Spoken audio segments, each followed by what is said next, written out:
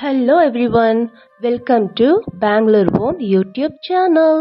இன்னைக்கு என்ன ரெசிபின்னா மங்களூரியன் ஸ்டைல் கருணக்கிழங்கு சுக்கா. அதுக்கு தேவையான பொருட்கள்: கருணக்கிழங்கு, turmeric powder, tamarind paste, garlic, curry leaves, onion and 1 cup grated coconut. இந்த கருணக்கிழங்கு சுக்கா பண்ணுறதுக்கு ஒரு மசாலா பவுடர் ரெடி பண்ணணும். அதுக்கு என்னென்ன பொருட்கள் தேவைன்னா ஸ்டார் அயனேஸ், பெப்பர், பட்டை, லவங்கம் and bay leaf and some coriander and 9 number of dry chilli. இப்போ நம்ம எடுத்து வச்ச இந்த மசாலா பொருட்கள் எல்லாத்தையும் நம்ம ட்ரை ரோஸ்ட் பண்ணி அதை ஆற விட்டுட்டு மிக்ஸி ஜாரில் போட்டு ஒரு பவுடராக ரெடி பண்ணிக்கிறோம். இந்த பவுடர் ரெடி பண்ணுறதுக்கு முன்னாடி நம்ம எடுத்து வச்சுருக்கிற கருணக்கிழங்க ஊற வச்சுக்கணும். என்னென்ன இன்க்ரீடியன்ட்ஸ் போட்டு ஊற வைக்கணும்னா ஒரு 1/2 ஸ்பூன் மஞ்சள் தூள், அப்புறம் 3 டேபிள் ஸ்பூன் புளி பேஸ்ட். இது ரெண்டுத்தையும் போட்டு இந்த கருணக்கிழங்குல மிக்ஸ் பண்ணி வச்சுக்கணும். இந்த கருணக்கிழங்க நம்ம கட் பண்ணுறதுக்கு முன்னாடி கையில் ஆயில் தடவிக்கிட்டு அதுக்கப்புறம் அதோட தோலை சீவி நம்ம கட் பண்ணணும். அப்போ தான் கை நமிச்சல் வராது.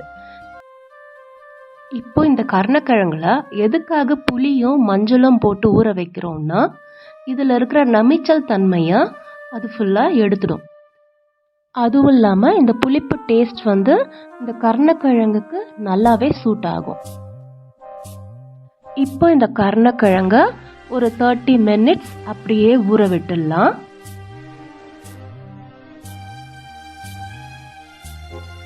இப்போ நம்ம இந்த மசாலா பவுடர் ரெடி பண்ணுறதுக்கு கடாயில் ஹீட் பண்ணிட்டு அதில் நம்ம எடுத்து வச்சிருக்கிற பெப்பர், பட்டை, 4 பட்டை, 1/2 ஸ்பூன் பெப்பர், ஒரு 2 பே லீஃப், லவங்கம் ஒரு 4 லவங்கம், அப்புறம் ஒரு 2 ஸ்டார் அயனேஸ் இதெல்லாம் போட்டு ட்ரை ரோஸ்ட் பண்ணி எடுத்து வச்சுக்கணும். அதுக்கப்புறம் தனியா சீட்ஸ், கொரியாண்டர் சீட்ஸ் இதை நம்ம போட்டு ட்ரை ரோஸ்ட் பண்ணிக்கிறோம். இது நல்லா வாசனை வந்த பிறகு அதோட ட்ரை சில்லி, நான் ஒரு 9 ட்ரை சில்லி எடுத்துருக்கிறேன். இந்த மங்களூரியன் டிஷ் பண்ணுறதுக்கு அவங்க பேடிகே சில்லி எடுப்பாங்க. நான் நார்மல் சில்லி தான் சேர்த்துருக்குறேன். ஏன்னா கொஞ்சம் காரம் இருக்கட்டும்ன்றதுக்காக. உங்களுக்கு வேணும்னா காஷ்மீரி ட்ரை சில்லி சேர்த்து அரைச்சிக்கலாம். இப்போ இந்த மாதிரி பதத்தில் நம்ம இந்த பவுடர் பண்ணி எடுத்து வச்சுக்கிறோம். அதுக்கப்புறம் ஒரு தவா வச்சுட்டு அதில் கொஞ்சம் ஆயில், ஒரு 3 டேபிள் ஸ்பூன் ஆயில் போட்டுக்கணும். ஆயில் போட்டுட்டு இதை தாளிக்கிறதுக்கு நம்ம 1 ஸ்பூன் கடுகு சேர்த்துக்கிறோம். இந்த கடுகு நல்லா பொரிஞ்சதும் நம்ம தட்டி வச்சிருக்கிற 4 பல்லு பூண்டு, அப்புறம் ஒரு 2 கொத்து கருவேப்பிலை, அப்புறம் ஒரு 2 மீடியம் சைஸ் வெங்காயம் இது எல்லாத்தையும் போட்டு நல்லா வதக்கிக்கணும். இந்த டிஷ்ஷுக்கு நல்லா கோல்டன் ப்ரௌன் ஆகிறவளுக்கு வதக்கணும்னு அவசியம் இல்லை. இது ஒரு டிரான்ஸ்பரண்ட்டாக ஆனாலே போதும். அந்த பக்குவத்துக்கு வந்ததும் நம்ம துருவி வச்சிருக்கிற தேங்காய், 1 கப் தேங்காய் இதில் ஆட் பண்ணிக்கணும். இப்போ இந்த மாதிரி டிரான்ஸ்பரண்ட்டாக ஒரு பிங்க் கலரில் வெங்காயம் மாறினதும் நம்ம துருவி வச்சிருக்கிற தேங்காவை இதில் போட்டுக்கிறோம். போட்டுட்டு இதை நல்லா வதக்கணும். இந்த தேங்காயெலாம் நல்லா வாசனை வர ஆரம்பிக்கும். அந்த அளவுக்கு நம்ம இந்த தேங்காயை வதக்கிக்கணும்.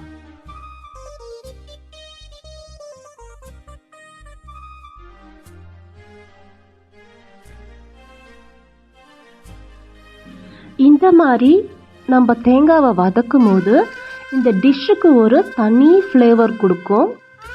நீங்கள் இந்த டிஷ்ஷை ட்ரை பண்ணி பார்த்தீங்கன்னாலே தெரியும். ரொம்ப புதுவிதமான ஒரு டிஷ்ஷு.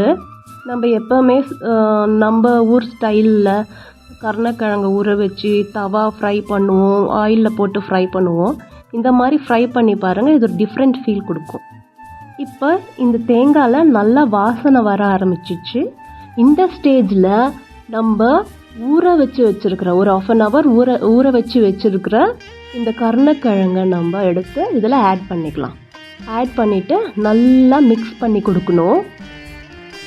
இதை நம்ம எந்த அளவுக்கு நல்லா வதக்குறோமோ அந்த அளவுக்கு இந்த டிஷ் வந்து ரொம்ப ஃப்ளேவர்ஃபுல்லாக இருக்கும்.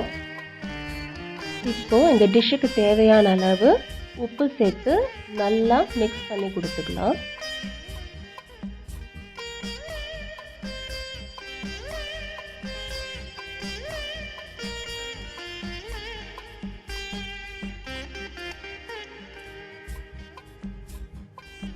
இது நல்லா மிக்ஸ் ஆயிடுச்சு.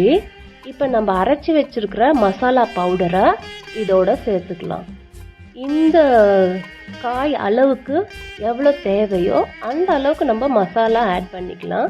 இப்போ நான் எடுத்துருக்கிற இந்த காய் அளவுக்கு நான் 2 ஸ்பூன் சேர்த்துருக்கிறேன்.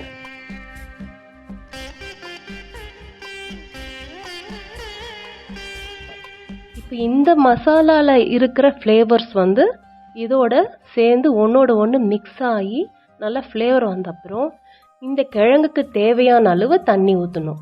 நான் வந்து 1 கப் தண்ணி ஊற்றிருக்கிறேன். 1 கப் தண்ணி ஊற்றிட்டு நல்லா மிக்ஸ் பண்ணி கொடுத்துட்டு ஒரு 10 மினிட்ஸ் ஸ்லோ ஃப்ளேமில் மூடி போட்டு மூடி நம்ம இதை வேக விடணும்.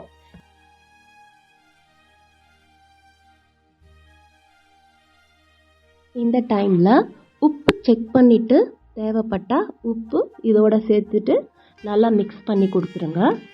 இப்போ நம்ம இதை தட்டு போட்டு மூடி ஒரு 10 மினிட்ஸ் வேக விடலாம். இந்த கருணக்கிழங்கு வந்து 5 மினிட்ஸ்க்கெல்லாம் வெந்துடும். அந்த 5 மினிட்ஸ் விட்டுட்டு மூடி எடுத்துட்டு இந்த கருணக்கிழங்கை அந்த ஸ்லோ ஃப்ளேம்லேயே வதக்கி கொடுக்கணும். கொஞ்சம் வதக்கி கொடுத்துட்டு திருப்பி மூடி வைக்கணும். இந்த மாதிரி நம்ம ஒரு 2 to 5 டைம்ஸ் பண்ணிவிட்டு நம்ம இந்த டிஷ்ஷை ரெடி பண்ணணும். ஏன்னா இது சுக்காவாக ஆகிற அளவுக்கு நம்ம இதை வதக்கி எடுக்கணும். நம்ம தட்டு போட்டு அப்படியே 10 மினிட்ஸ் விட்டுட்டோம்னா காயெல்லாம் குழஞ்சி போயிடும். 5 மினிட்ஸ் தட்டு போட்டு மூடிட்டு நெக்ஸ்ட்டு 5 மினிட்ஸ் வந்து நம்ம மூடி எடுத்துட்டு வதக்கி கொடுத்துக்கணும். இப்படி நீங்கள் நல்லா வதக்க அந்த கருணக்கிழங்கும் ரோஸ்டாகவும் அந்த மசாலாவும் ரோஸ்டாகவும் இந்த டிஷ்க்கு ஒரு தனி ஃப்ளேவர் கொடுக்கும். அந்த ஃப்ளேவரே நம்மளை சாப்பிட டெம்ப்ட் பண்ணும். இப்போ நம்ம மங்களூரியன் ஸ்டைல் கருணக்கிழங்கு சுக்கா ரெடி ஆயிடுச்சு. இந்த மங்களூரியன் ஸ்டைல் கருணக்கிழங்கு சுக்காவை ட்ரை பண்ணி பாருங்கள். ட்ரை பண்ணிவிட்டு எப்படி இருந்ததுன்னு கமெண்ட்ஸில் சொல்லுங்கள். தேங்க்ஸ் ஃபார் வாட்சிங்.